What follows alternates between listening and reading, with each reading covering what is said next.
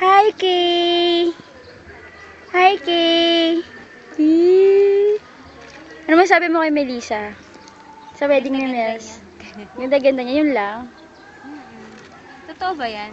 Oo, friend. Record doon. Sabi, pakita ko kay Jelly to. Hi, Kami! Hi, Jelly! Ang saya ng kasal ni Mels. Nakapagala-gala kami dito sa Bili tayo ng pizza. Hello, Kim. Busy siya. Hi! Kim. Hi, Jel. Bye-bye, Jel. Kita ko na I miss you, Jel. Kay Jelly. Dali message mo kay Jelly. Hi, Jelly. Kumusta ka na? Nasa Bicol kami today. Hi, Jelly. Ingat sa Dubai. Dito kami ngayon sa Cagsagua. Sabi ng dalawa. Hi, Jelly. Hi, Kapag Jelly. ano ha? Nakita mo to? Oo. Jelly. Kapag marami ka ng pera, Jelly. pautang po. Jelly, yan yung mayan, no? Kita mo? Oo. Ikaw kasi, di ka sumaba, oh. Ayan yung Yan Kagsawa. yung Kagsawa ruined. Ruins. Ikaw mag-explain, Mary.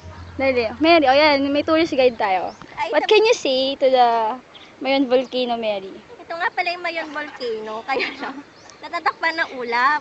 Tapos, Tapos, ano history daw ng Kagsawa Ruins? Ha? Mary, kwento mo. History ng Kagsawa Ruins. yung Kagsawa, ayun, actually, first floor lang yung natabunan nung Oh, ito yan. lahar. Explain mo, turo mo yun. Ito.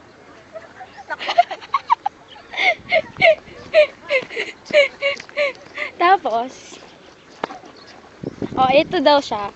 Ito, apat na floors kasi yung Kagsagwa. Kagsawa. Kagsawa Ruins. Tapos natabunan yung first floor nung lahar, nung pumutok yung Mayon. Oo. Tapos meron pa tong katabi na main church. Oo, turo mo na Kaya saan. lang, hindi, katabi nitong ruins na to, may main Ah. church yan. Pero bumuho yun hindi dahil sa lahar, Dahil saan? kundi dahil sa ibang reason, yon. Pero hindi dahil sa lahar. Ano daw yung myth tungkol sa Mount Mayon pag di mo nakita? Hindi ko alam. Hindi mo. Ano bang meron doon? Mag-message ka na lang kay Jel. Kanino? Bye-bye, Jel. Bye-bye, Jel.